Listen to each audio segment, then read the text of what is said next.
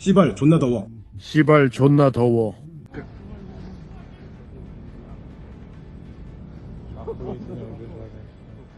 블라디미르 푸틴은 미국의 토마호크 미사일이 우크라이나의 손에 들어가지 않도록 모든 수단을 동원했다. 그는 키이우가 그런 사거리를 갖게 된다면 자신의 가장 중요한 극비 미사일 공장들이 마침내 표적이 될 것임을 알고 있었다. 그러나 서방을 막으려다 그는 치명적인 실수를 했다. 우크라이나가 미사일을 직접 만들 수 있다는 사실을 잊은 것이다. 어젯밤 크렘린의 최악의 악몽이 현실이 되었다.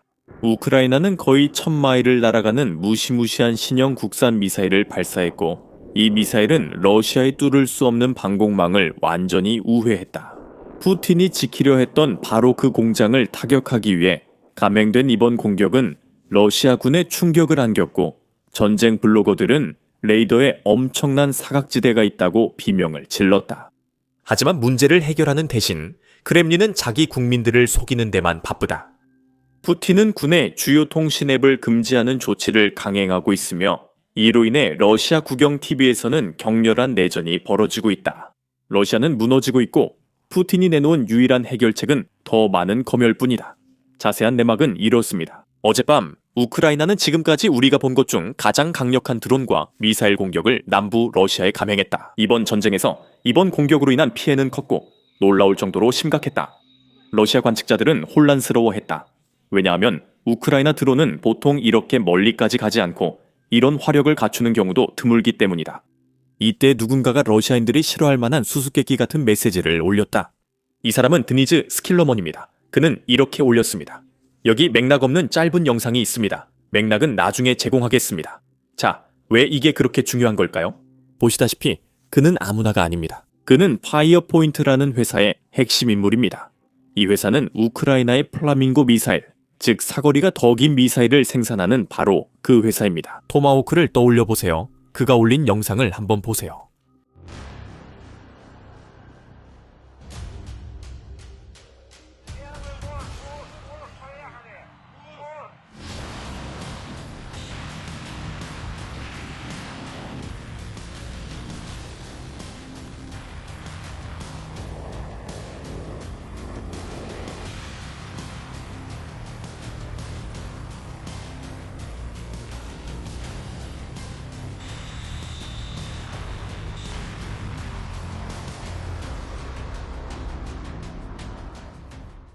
이것이 우크라이나 드론이 1400km, 즉 약 900마일 이상이나 멀리 이동할 수 있는 이유를 설명해 줍니다.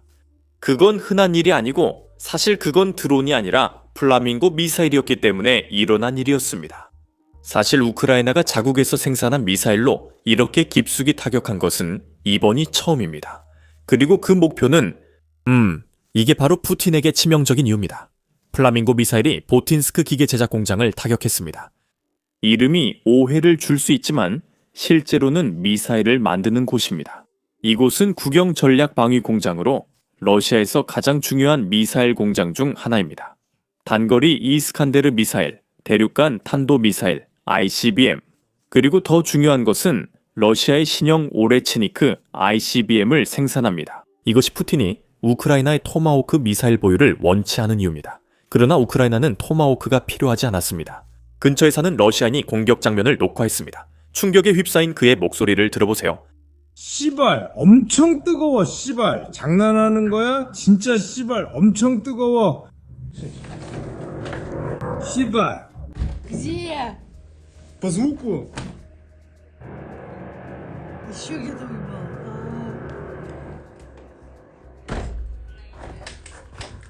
우크라이나가 이제 미국 미사일 없이도 러시아 어디든 원하는 곳을 타격할 수 있다는 걸 증명했습니다.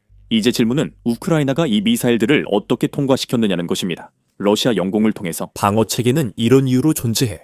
그럼 무슨 일이 있었던 걸까? 완벽한 답은 내 영역이 아닐 거야. 나는 군사 전문가는 아니니까. 하지만 내가 온라인 보도를 보면서 한 가지 눈치챈 건 일부 미사일이 실제로 비행 중에 경로를 바꿨다는 거야.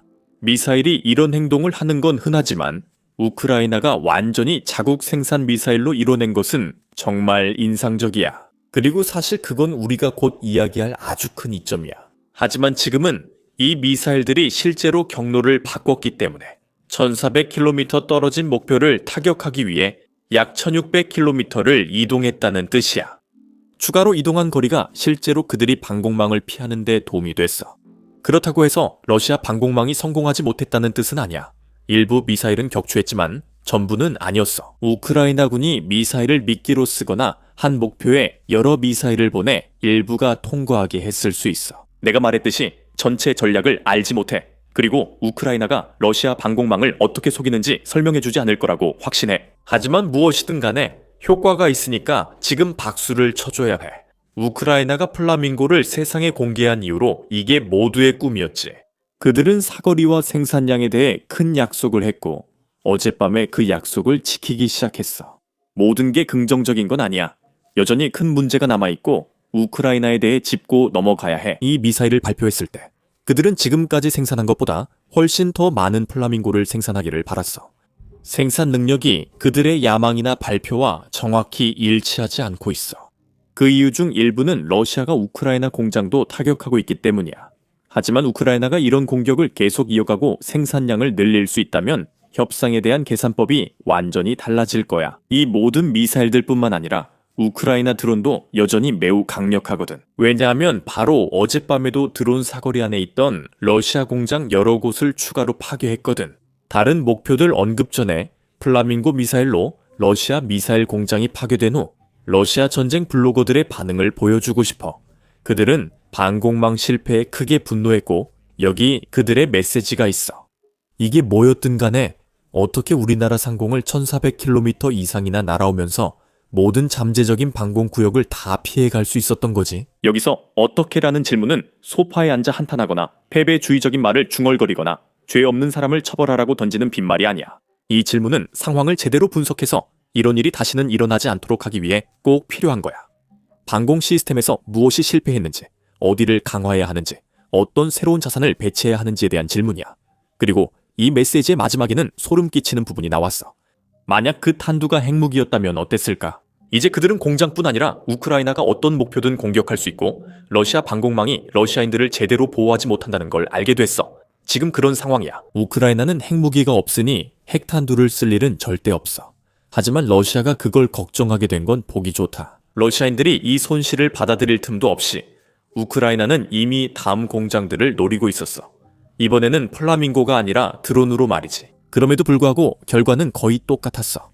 하지만 이 공격에 대해 이야기하기 전에 어제 내가 받은 흥미로운 메시지를 하나 보여주고 싶어. 어제 몇몇 분들이 댓글로 아래 좋아요 버튼을 계속 눌러도 우리 영상이 피드에 뜨지 않는다고 하셨어. 그래서 여러분이 아직 구독하지 않으셨다면 아래 구독 버튼을 꼭 눌러줘. 그게 우리가 새 영상을 올릴 때 알고리즘이 너희에게 영상을 보여주는데 정말 큰 도움이 되거든. 이제 우크라이나가 파괴한 다음 공장에 대해 이야기해보자. 우크라이나는 국경에서 약 700km 또는 400마일 떨어진 사란스크에 있는 전자공장을 타격했어. 여기가 러시아의 일렉트로 공장이야. 이름은 내가 발음하기 힘든데 이곳은 방위산업의 부품을 공급하는 곳이야. 이 회사는 전력전자, 정유기, 인버터, 그리고 군대가 필요로 하는 특수 장비를 전문적으로 생산해. 그리고 있잖아, 러시아 군대가 이 회사의 가장 큰 고객이야. 자, 이제 우크라이나 드론이 다녀간 뒤의 현장을 보여줄게. 한번 봐봐.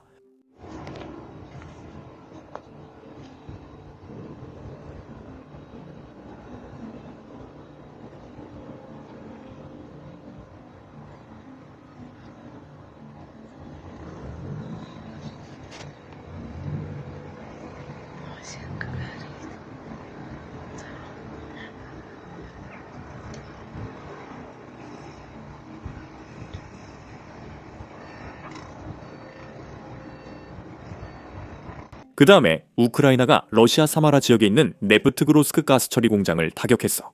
탱크 5대에 불이 붙고 사방에서 폭발이 일어났으며 불길이 근처에 있던 처리 공장을 집어삼켰어. 여기 그 공격 장면이야. 부상자가 있어서 여러분께 모든 장면을 보여드릴 수는 없을 것 같아. 하지만 다행히 러시아 언론을 통해 아무도 사망하지 않았고 부상자들은 현재 병원에 있다는 것을 알게 되었어.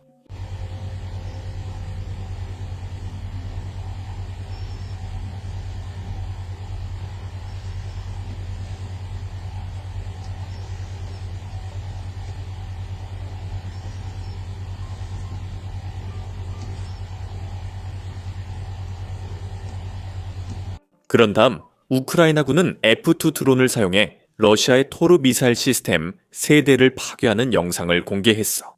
이건 확실히 큰 타격이었어. 왜냐하면 이 시스템들 각각이 약 7,500만 달러나 하거든.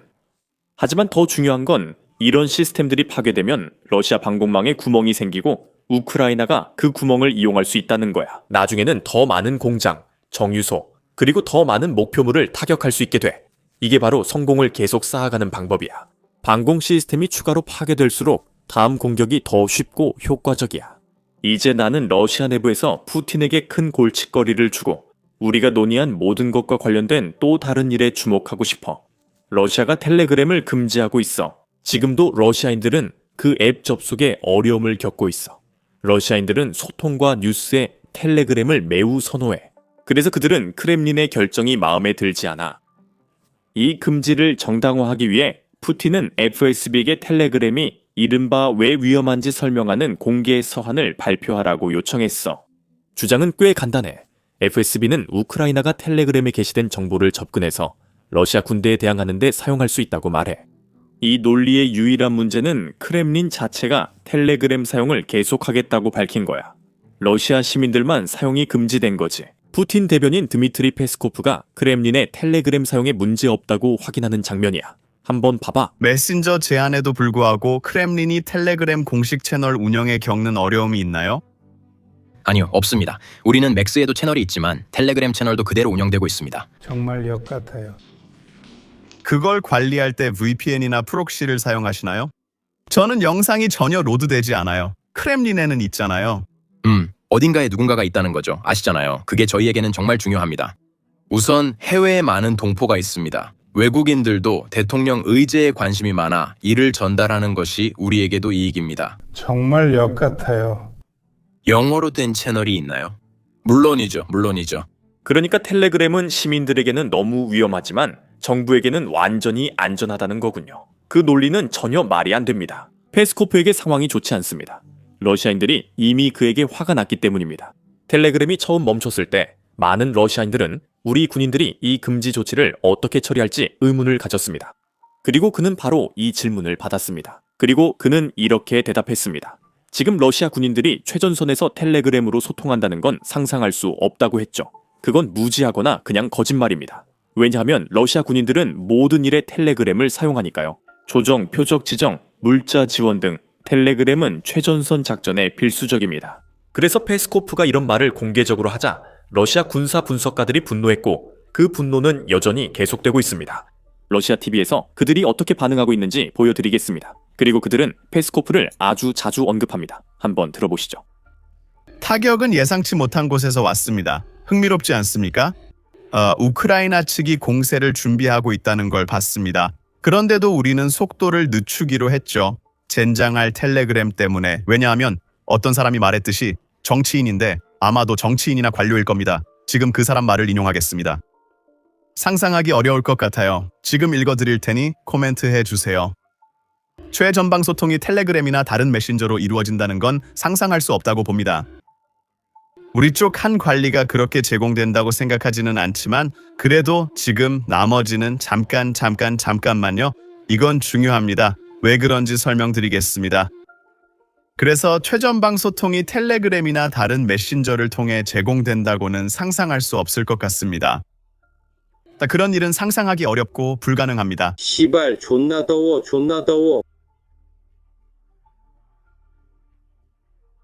그리고 이게 마지막 문장이야. 사실 이런 소란을 일으키는 그런 일을 상상하는 건 어렵고 불가능해. 인터넷에서 이런 말을 써서 미안해, 친구들. 하지만 그 문장에는 그런 걸 상상할 수 있다는 의미는 전혀 없어. 하지만 아마 러시아 연방 대통령 수준에서는 그런 걸 상상하는 게 불가능할 거야. 비밀 문서가 텔레그램을 통해 전달된다는 거지. 대통령, 그리고 이건 대통령 대변인 얘긴데 우리 군대에서 문서가 텔레그램으로 유통된다는 걸 상상조차 할 수 없다는 거야. 사실 한 나라의 대통령 수준에서는 그런 일이 상상하기 어렵다고 말하고 있어.